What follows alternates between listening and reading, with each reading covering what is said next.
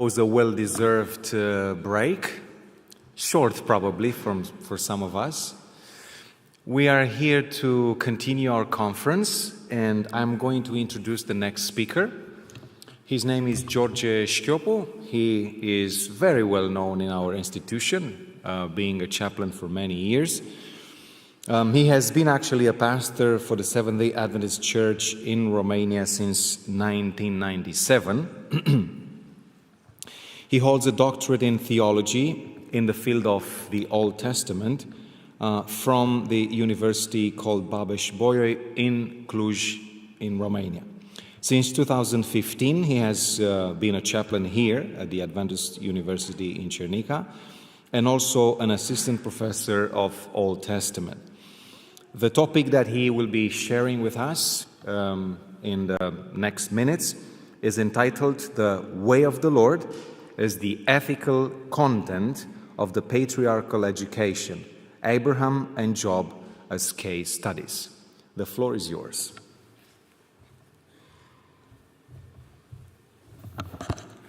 Thank you very much. I want to say that it's a great privilege for me to present this subject and also to be in front of you. So, the way of the Lord as the ethical content of the patriarchal education, Abraham and Job as case studies. A short introduction. Abraham and Job most likely lived in the same period of history. Both were valued by God for their integrity. Abraham is presented as one who obeyed God's voice, keeping his commandments, his statutes, and his laws. And Job as being blameless and upright, a man who feared God and turned away from evil.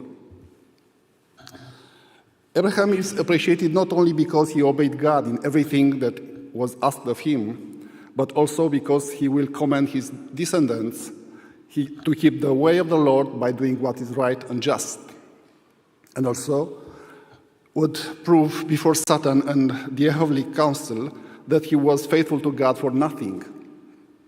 In both cases, there is a way of the Lord that the two respect without deviating from it. So, the starting verses are Genesis 18:19 and also Job 23, verse 11. No, for I have chosen him that he may charge his children and his household after him to keep the way of the Lord by doing righteousness and justice, so that the Lord may bring about for Abraham what he has promised him. My foot has held fast to his steps. I have kept his way and have not turned aside, said Job. So, what is the ethical content of the way of the Lord? Is the ethical content the same in both patriarchs, or is it different? These are the main questions that we try to answer. As methodology, we have an exegetical study, and after that, a brief foray into the Old Testament ethics. What do others say about this subject? Abraham says that the way of the Lord is about God's commandments. Hamilton said that the way of the Lord is or represents the conditions of the covenant. And Matthew speaks about an ethical agenda that belongs entirely to God. And also he says that the way of the Lord represents the Lord's prescriptions. Keller and Delitzsch speak about the righteousness that is in his way of the Lord, the way of the Lord. And also Ross speaks about righteousness and justice. Brown and his colleagues say that the way of the Lord represents both honest, godly behavior towards God and right conduct in social relations. Calvin and King say that the way of the Lord is a synecdochic formula by which the two tablets of the moral law are represented. And in our Seventh-day Adventist commentary, the way of the law represents the moral and ceremonial laws of God and the manner of their transmission by instruction and personal example. Regarding the verse from Job 23, verse 11, Hurley says that the way of the Lord is a teaching that comes directly from lips of God. And Zach, God's way is given by his words. Alden says that the way of the Lord we can find in Job 31. Jamieson and his colleagues said that, generally speaking, in the Old Testament poetry, the way of the Lord means the law. And Kleins says that the way is in line with the behavioral expectations God has of Job. And Hebel, Job's way, is included in God's way. Shortly, regarding the verse in Genesis 18:19, the commentators agree that in general, the expression "the way of the Lord" alludes to matters of a moral or even ceremonial order. But there is no attempt to clearly define what consists of this. Regarding the verse in Job 23, verse 11, although most commentators consider the way as representing matters of a moral order, there are certain references to the 31st chapter of Job. In this context, Alden equates the path of Job 33, verse 11, with the behavioral elements of Job 31. I want to see how is the word derek in the Old Testament. So it is known as 706 occurrences in the Old Testament, and generally speaking, it's about a road or a path, a journey, to indicate towards a certain direction, a certain way of being or a certain habit, to represent a course of life or action, to indicate elements of morality and character, to express one's duty to God and to one's neighbors. Out of the 706 occurrences, 69 times the noun is used with reference to the way of the Lord as follows. Derek Yahweh, the way of the Lord, 7 times. Derek Adonai, the way of the Lord, 4 times.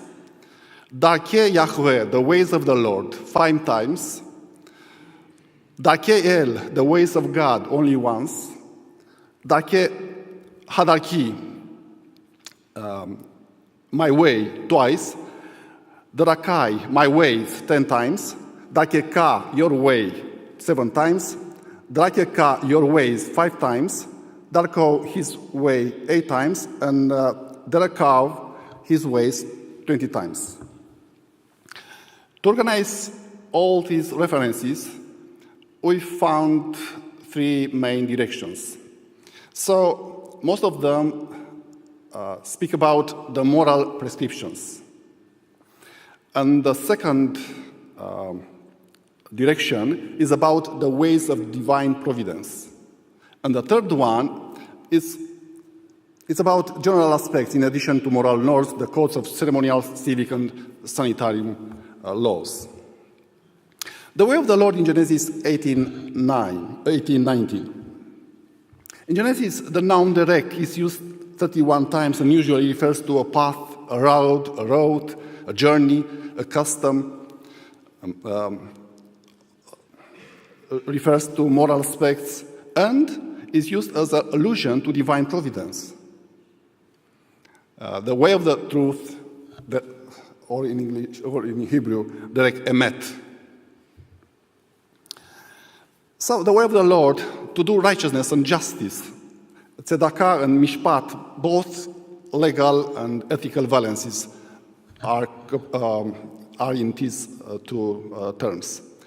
To make the way of the Lord known, one must distinguish between good and evil based on what is right, and act in accordance with justice.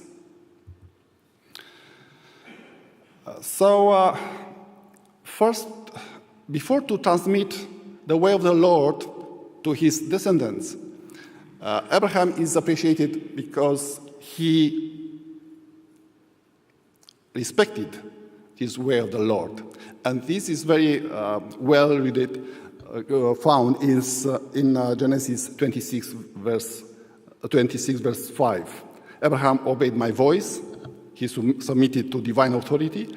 Kept my church. It may refer to a special requirement that the Lord made to Abraham. Kept my commandments. It may be an allusion to a particular commandment or to a code of laws. Kept my statutes. It may refer to legal prescriptions. And kept my laws. It may refer to an instruction or a law. Abraham responded to the divine command in various situations, and this reveals his monotheistic religion. His response to the divine call to sacrifice Isaac, who represented everything he had most precious on earth, reveals total submission and ultimate loyalty to God. This act expresses the fulfillment of the words of the Torah. You shall love the Lord your God with all your heart and with all your soul and with all your might. These words represent the transcription of the first commandment of the Decalogue, and here could be included even the commandment of the Sabbath.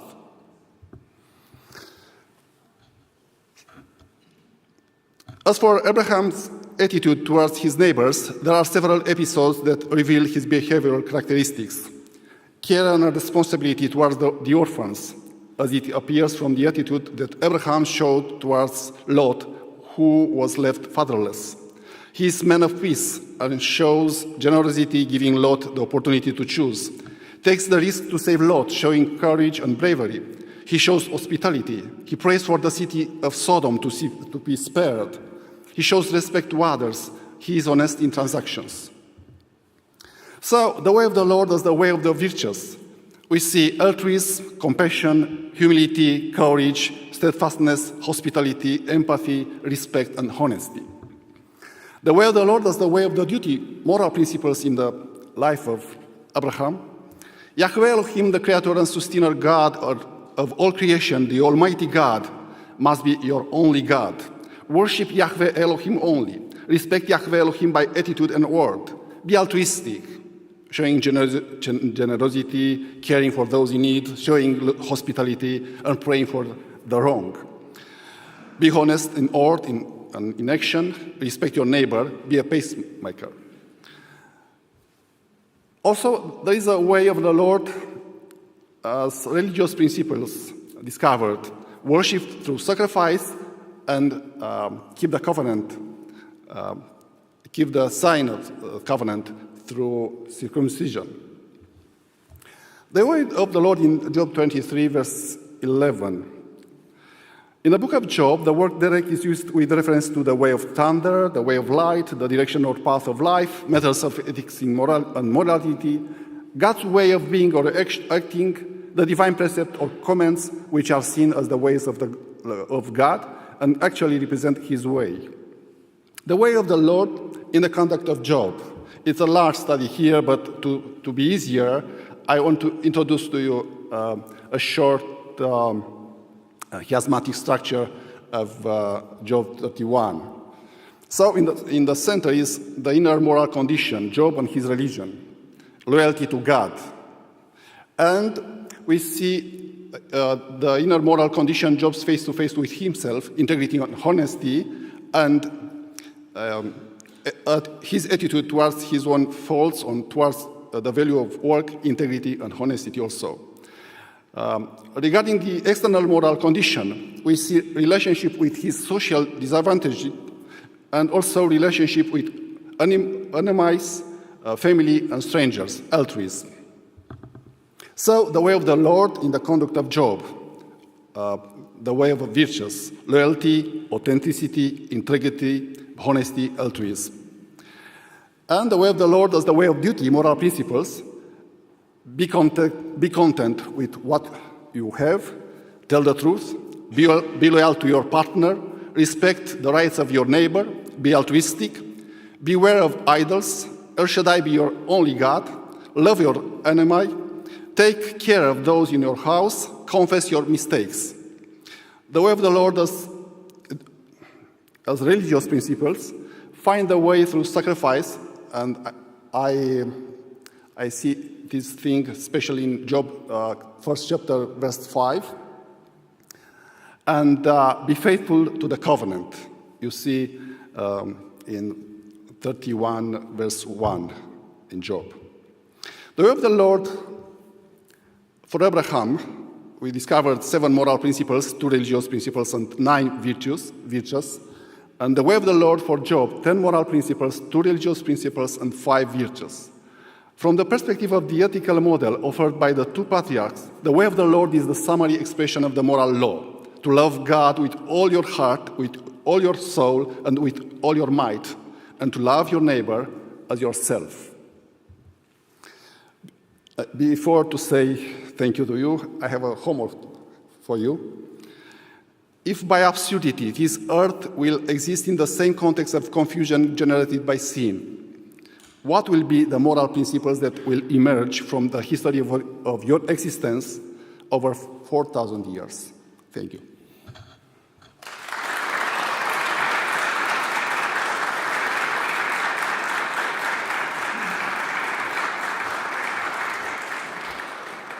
Thank you very much. Here's the time for questions, so please raise your hand in case you have one, and the microphone will reach you shortly.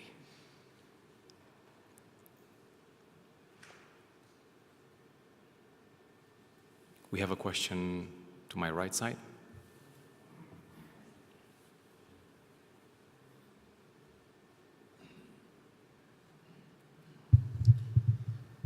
Is the way of the Lord necessarily something rational, or can it be something irrational for us today to believe? I mean, in the past, God called Abraham to give his son as a sacrifice. What if he would tell me something which I couldn't believe today? I mean, can I believe that, or how can I distinguish between the rational way of the Lord and the irrational way?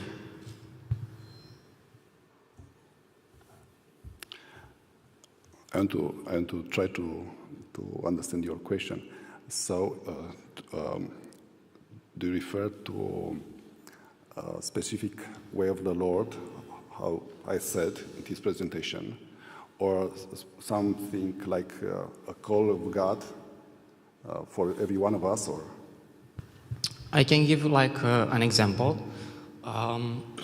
What if God discovers me something which I cannot believe in, but it might be his call? How can I distinguish between that and the rational way of the Lord when he tells me something normal, which is good, like respecting the 10 Commandments and so on? Yeah. For us today is very, very good situation because we have the scriptures. So we have to check, we have to see if that calling is in accordance with the truth of the Bible. So very beyond of our rationality is the revelation. Thank you. Anybody else?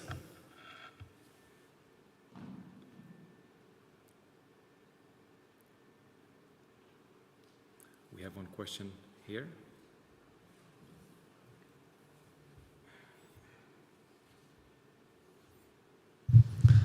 Thank you for your presentation. I enjoyed the topic, and I'm interested in just asking whether you compared the ethical system that you see for Abraham and Job and this, let's say, the way of the Lord, the biblical God, compared with the ethical systems of those around them, because we know of Abimelech during Abraham's time. He was let's say, a righteous person, and then during Job's time, we know that his friends also had very clear ethical standards. So, is there any difference between these two, or? Thank you very much. I didn't study the context of Abraham world, but I studied the Job world, and I saw that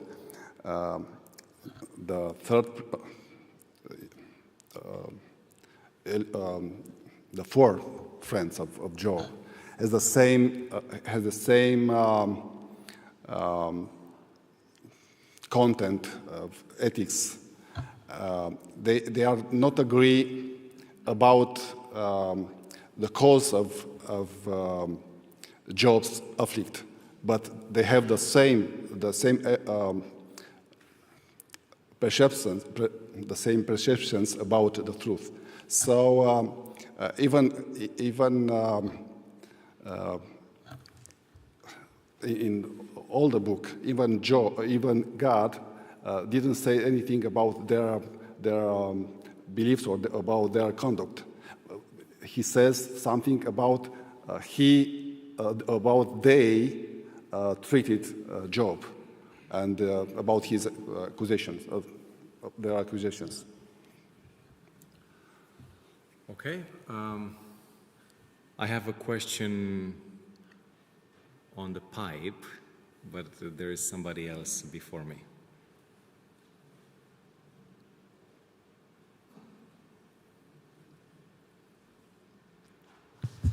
Thank you for your study.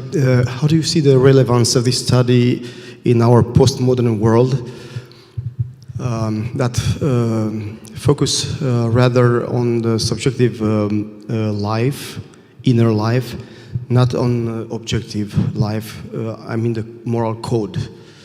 Nowadays, usually people think that the experience with God, very inner experience, is more important than the objective model of religiosity, I mean moral codes, moral behavior. What I have tried to do is to show that the truth is the same in history, and what God asked from Job, from Abraham, asked from his people Israel, and also for us today. So it's very important to see that background of the moral law present in the life of two. So the truth is the same. The moral principles are the same. And that is why I asked the final question for us. I hope I don't take someone else's word. I just want to ask you a question. The phrase, the way of the Lord, is a metaphorical form of expression. And I'm interested in the semantics of this phrase. What does it mean? Why a moral code is called a way? That's the precise question. Why a moral? What was the implication of that? Of this meaning, of this form of expression, including practical implications?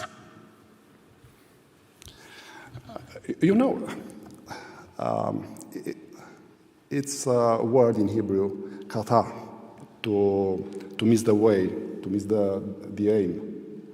And in this context, the way of the Lord is to go with Lord and to the Lord. Many times, Job said he walked on God's steps. So this means loyalty to God and to recognize Him as your supreme authority.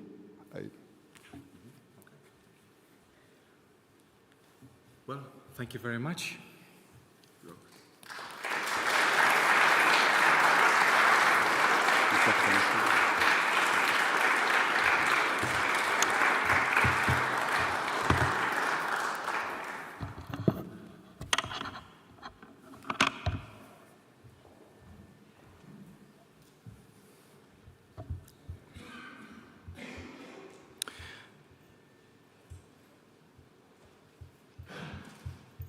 Here we are at the last presentation of this half day. I'm going to introduce the speaker. The speaker is one of our faculty members here, Dr. Adrian Petre. He holds a doctorate in theological studies from Adventist International Institute of Advanced Studies, that is Philippines. He teaches systematic theology and Adventist studies classes at Adventus University in Cernica. He is the author of Knowing God as an Evangelical Towards a Canonical Epistemological Model, published last year with Palgrave Macmillan.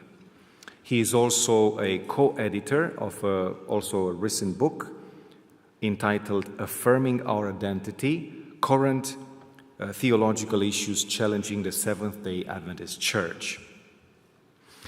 The topic he brings to us this day is entitled Crafting the History of Adventism in Romania, the challenge of Michał, I think, Belina, Czechowski's mission to Romania. The microphone is yours.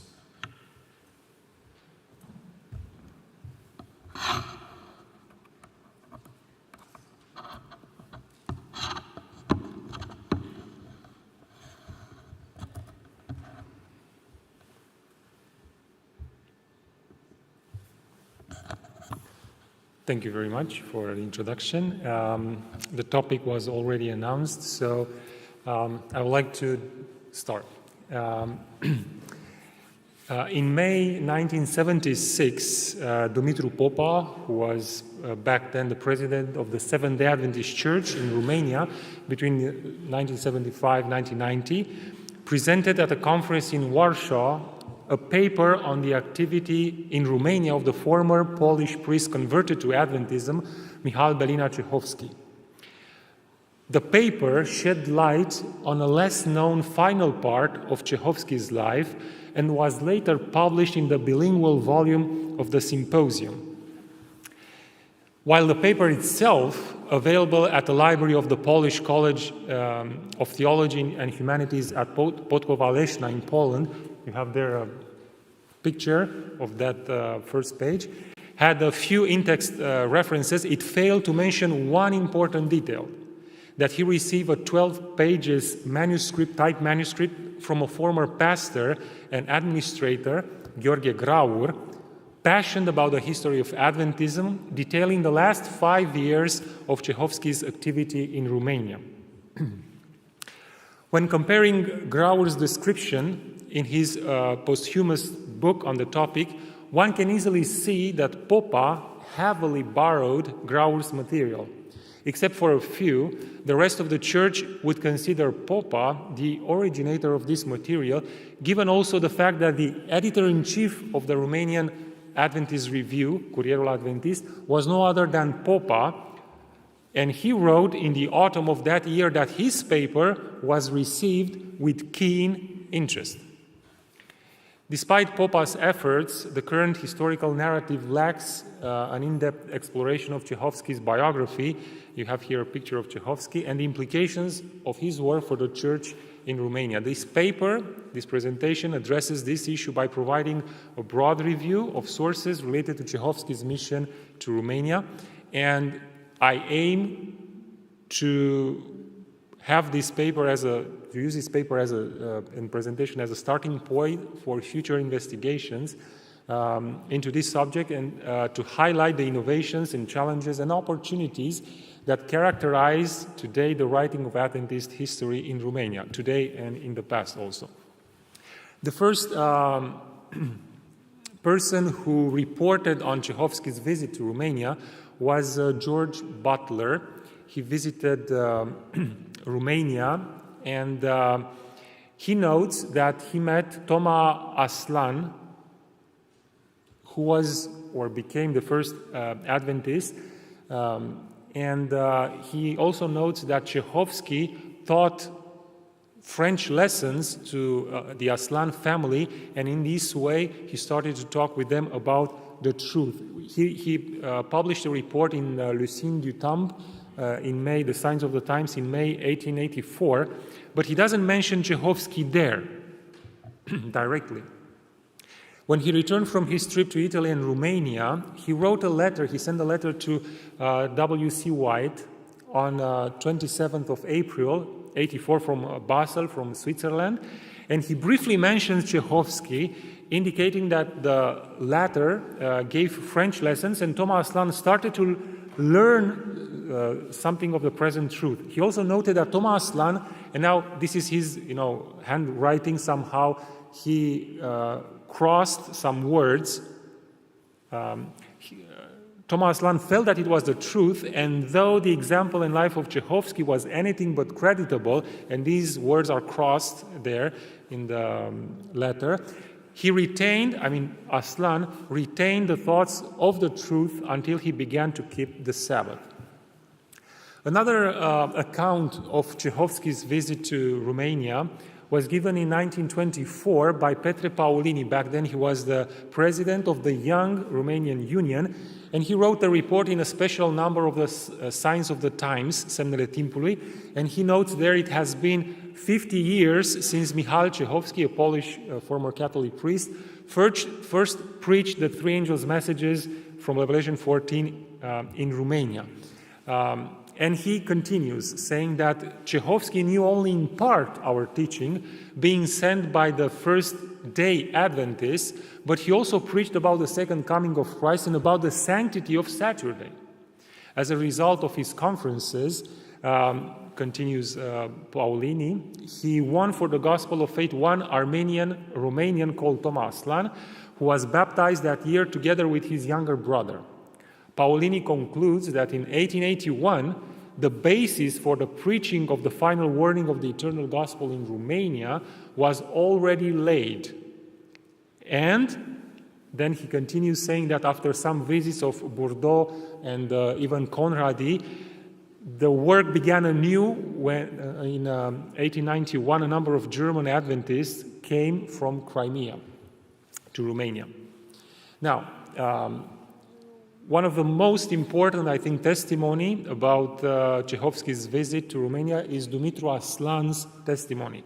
Our new archive of the history of Adventism in Romania, here at Adventus University, has a written testimony of Dumitru, or Mitică, the short for Dumitru Aslan, the brother of Thomas Aslan, which was dated March 8, 1937.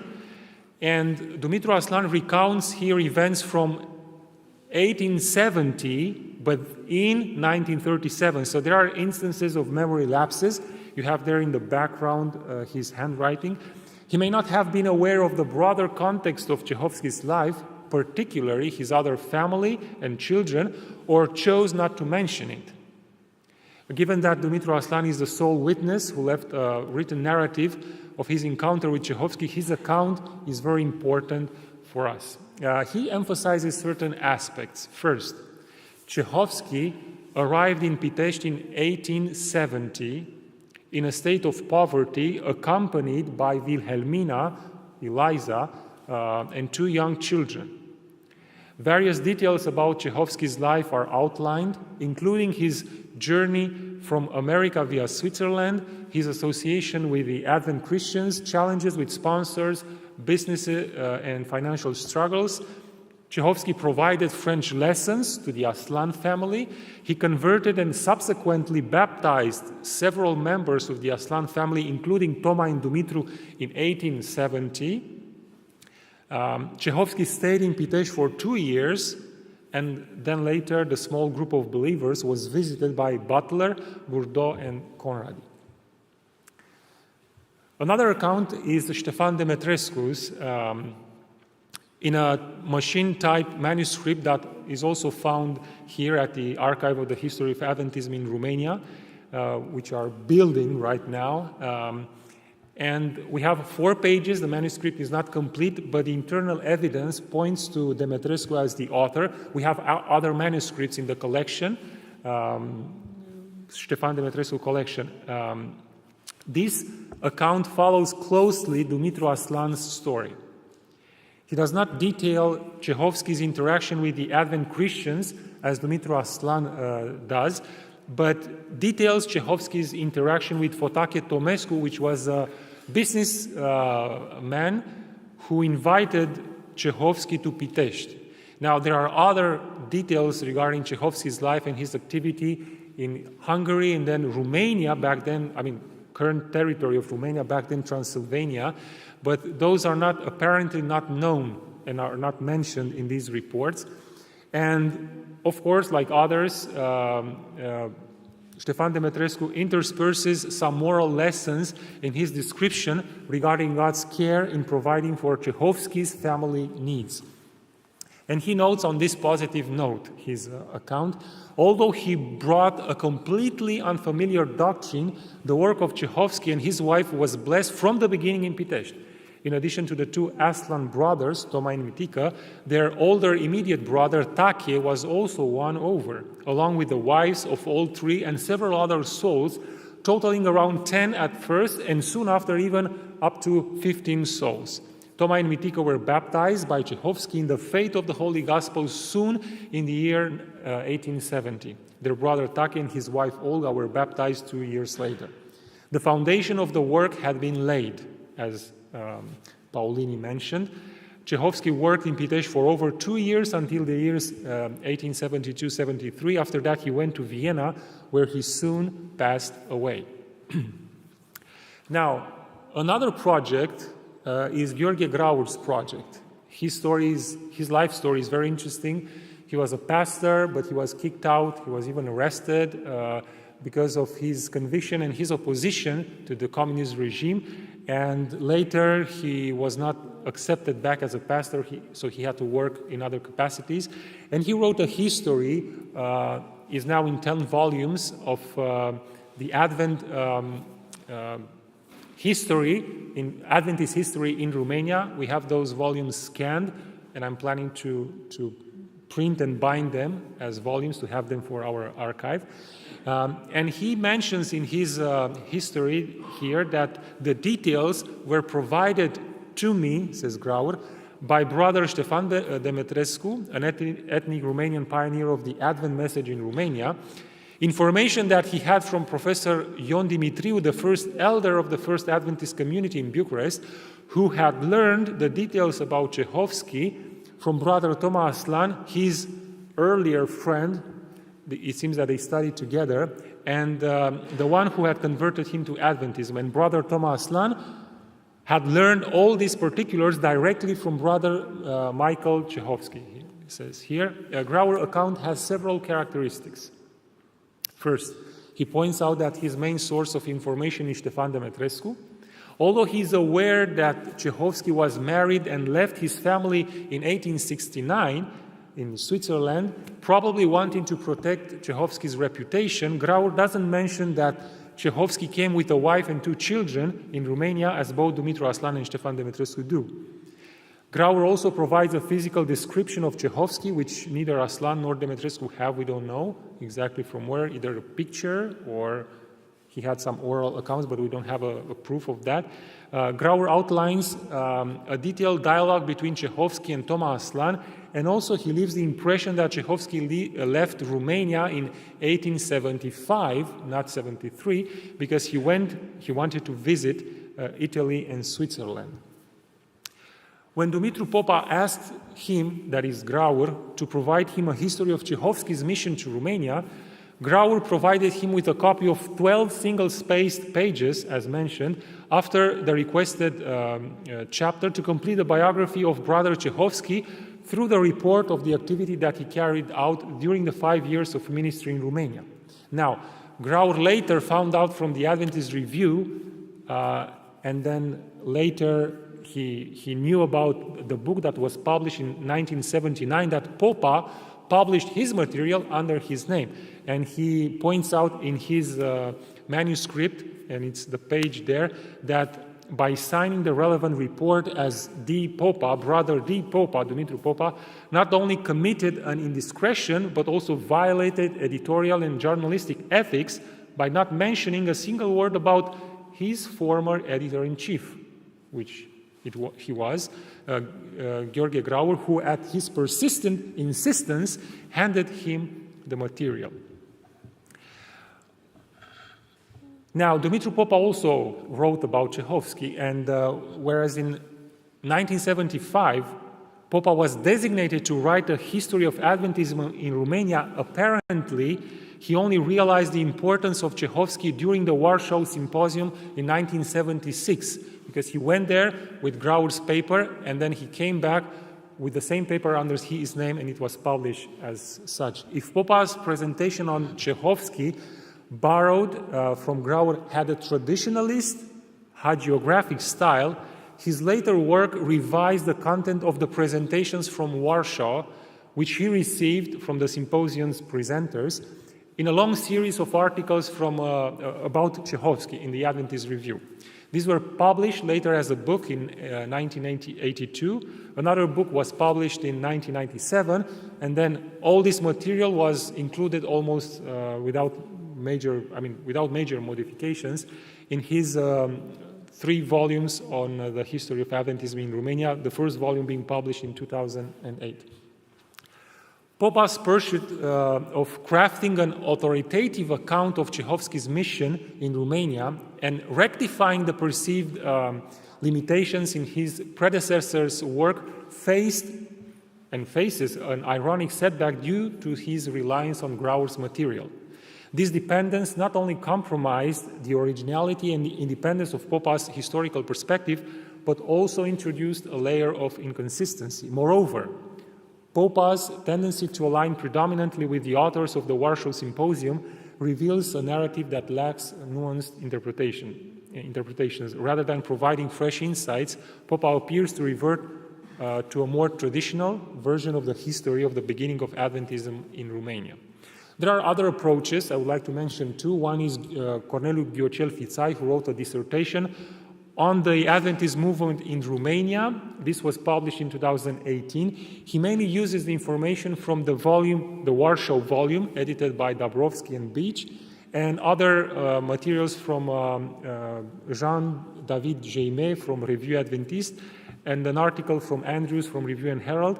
He doesn't provide details on Czechowski's mission to Romania, new details, and at times he's not accurate in using his sources. He mainly follows Popa's version of the narrative, which he embellishes with an imaginary description of the Aslan family baptism and communion, which is quite interesting to see in a dissertation. Second is Dan-Adrian Nagu.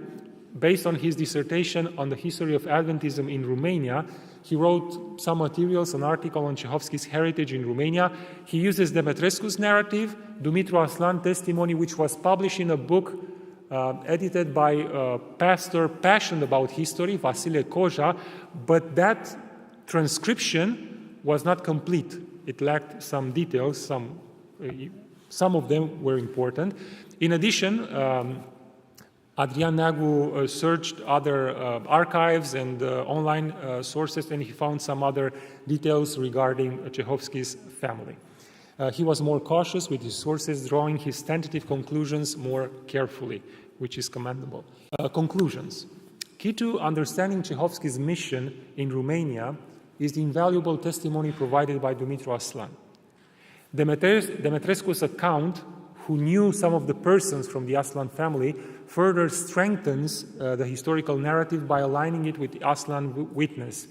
The convergence of these accounts adds credibility to the overall historical understanding of Czechowski's work, building a more robust and nuanced description of the events. Gheorghe Grau's dedicated effort in documenting Czechowski's mission deserves commendation. He's the unsung hero in that sense. It is also important to recognize the unethical approach taken by Dumitru Popa in his historical account.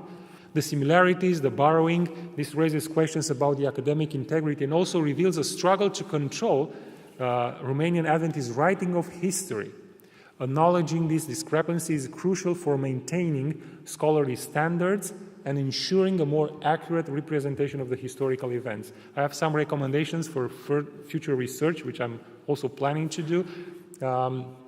Finding more details about what happened with Czechowski after he left Romania. It's quite hard. but that would greatly benefit further research.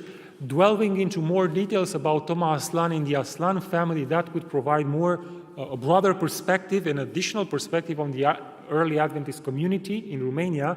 And in this regard, establishing connections with the Union of Armenians in Romania holds promise for uncovering potential historical links and cultural insights that may be helpful. And the last two, conducting further investigations into Wilhelmina, Czechowski's wife, may unveil crucial details about her role, experiences, and contributions to the mission. She worked in Bucharest for an Anglican school, but I'm yet to find the details. Also, scrutinizing the records of the church where the Aslan family was buried could offer some details about their religious affiliations, social connections, and the broader Adventist community in the region. By pursuing these avenues of research, I think a more nuanced and comprehensive understanding of Czechowski's mission and its broader implications in Romania can be achieved. Thank you.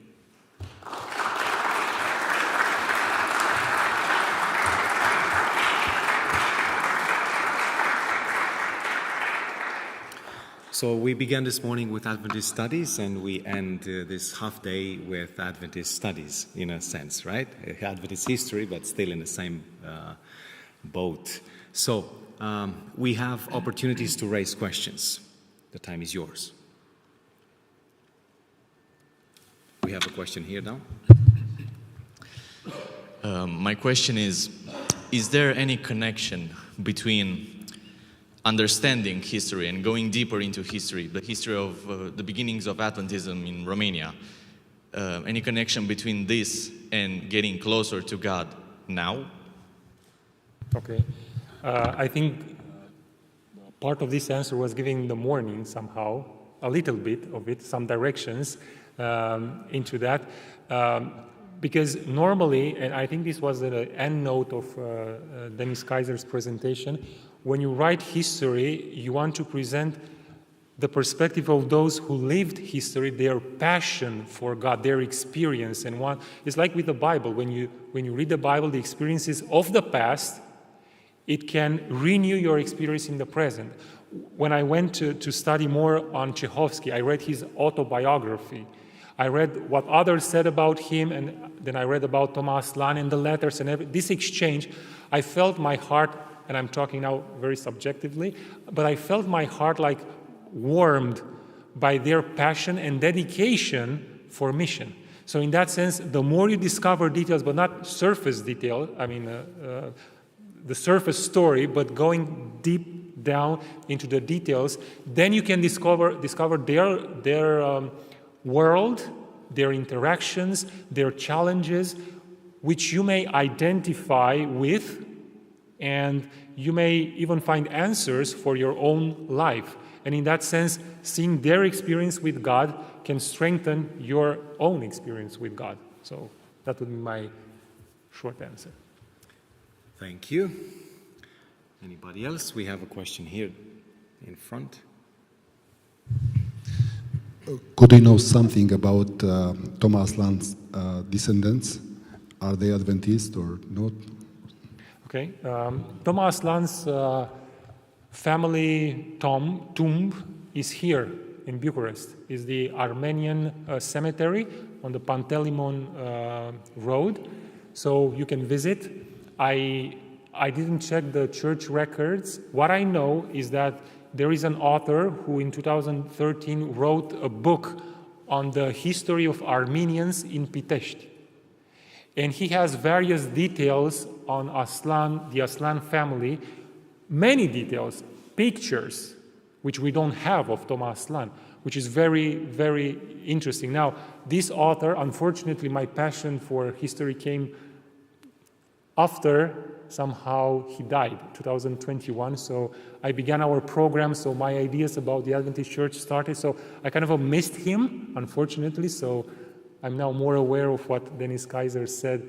I need to interview persons when they are alive, otherwise we cannot communicate. We don't believe in communication with dead, yeah?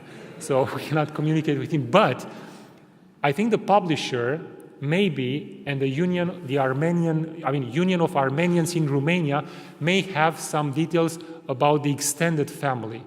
There are many Aslans in Romania, and some of them are very famous. I'm not sure they are related, so I don't have now information about them. But yes, there are, connections. I don't know exactly how and when, and I will dig that out. Excellent. We still have generous time. Question: did Czechowski die as an Adventist? The question is, was Czechowski an Adventist during his, mission in Europe? Well, if I'm just saying he was, if the question is he died as an Adventist, I should say yes, because he embraced the principles, and if I'm looking at his life, he burned with passion for the mission that he saw. He had a burden for the Polish people. He came back and he was in contact with the Polish, his brothers, as he considered them. He came to Romania, in Transylvania, because there were some Polish workers there at the railroad, and he mentions that in one of the letters, which is not fully translated yet, at least in Romanian.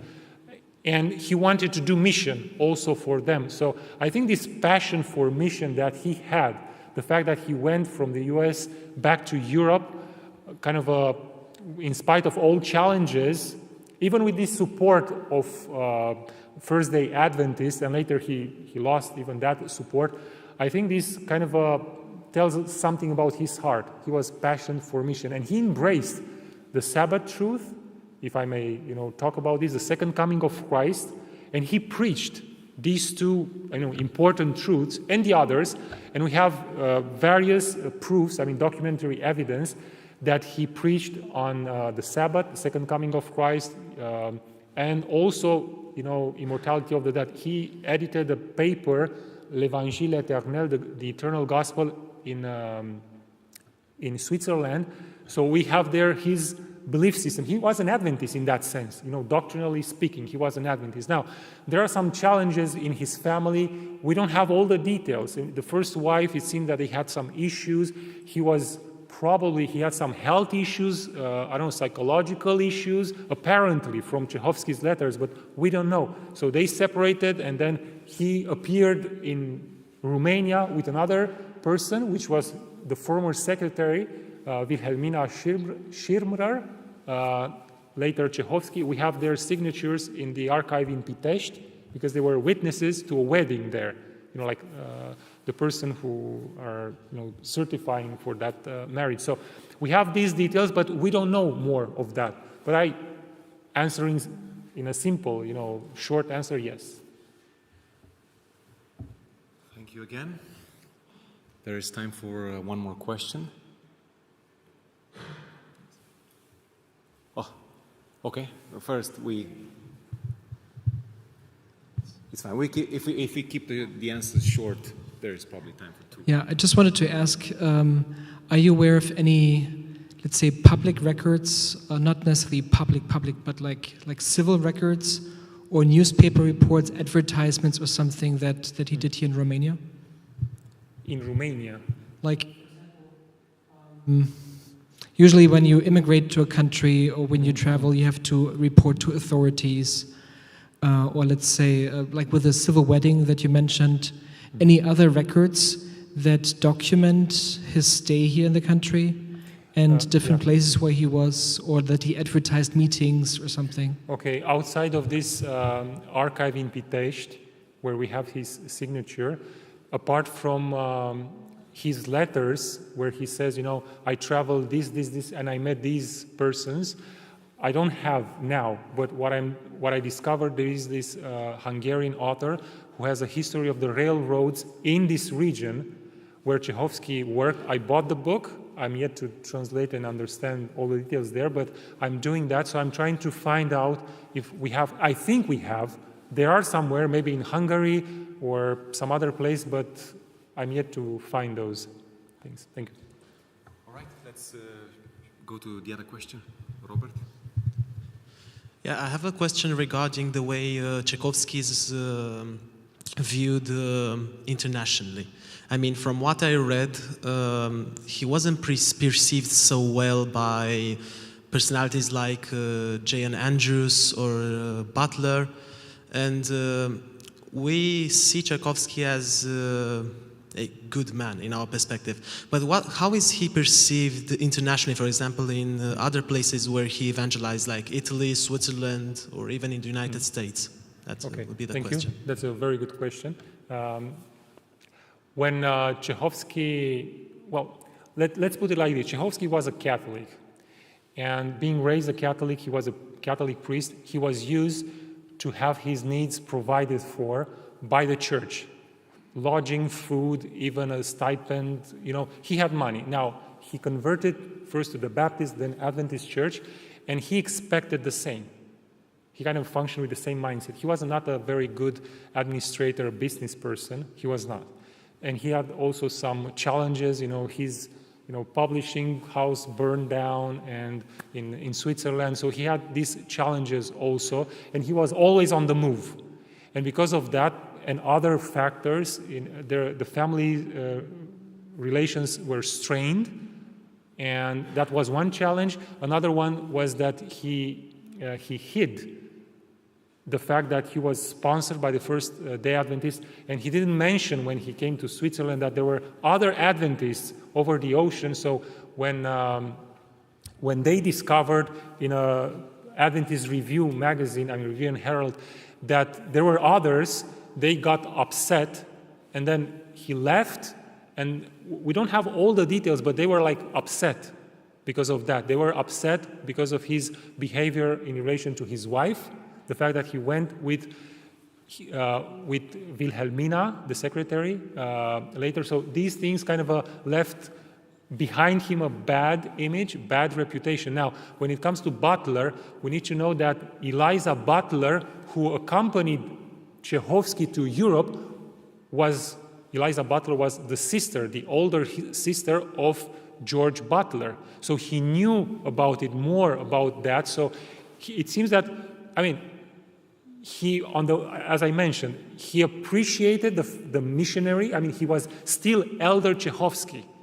He was still preaching the present truth, as I mentioned before, but this reputation of his was questionable. Dan-Adrian, when he arrived, he discovered the same thing, so he was not very, positive towards Czechowski. Now, nowadays, it seems that also in Poland, in other places, there is a renewed interest in Czechowski, and I think if before he was the bad guy, and then a very good person, because we discovered he brought Adventism into Romania, but we didn't know the details about his family and so on. Now I think a balanced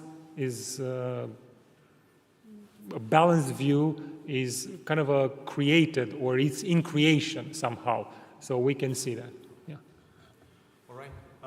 If you don't mind, I take the liberty to, because it's a student question, ask Adi a quick question, just 1 minute answer, and we're stopping. I'm just curious, thank you for the presentation. I'm just curious if his love for this kind of freedom impacts somehow our church in relationship in Romania, in relationship with the maybe global church. Okay, thank you. Now, it seems, and this is now a thing to be better established, that Czechowski's mission type of missionary work was short. He went, he preached, he formed groups, and then he moved on. And some of these groups, like he had in Budapest, various groups, we don't know about those afterwards. In Pitești, he formed this 10, 15 persons group, and then he left, and this group almost dissolved. We find others in Bucharest later from that group, but we don't have all the details. So I don't think it had a strong impact. I think rather the impact was stronger with the other venues, Cluj with Conradi and the German immigrants, and their perspective was probably even stronger when it comes to the relation between the local and the global church. Thank you very much. This is your certificate, and thank you very much for your contribution.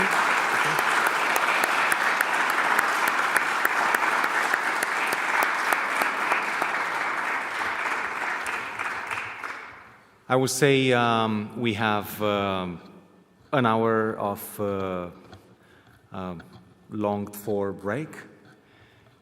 Use it, maybe eating, maybe refreshing, maybe napping. I was about to say sleeping, napping if you need.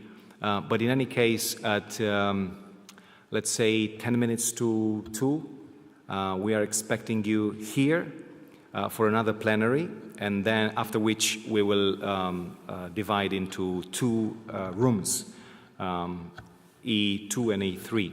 So enjoy the break, and let's be together back at, like I said, 2 to 2.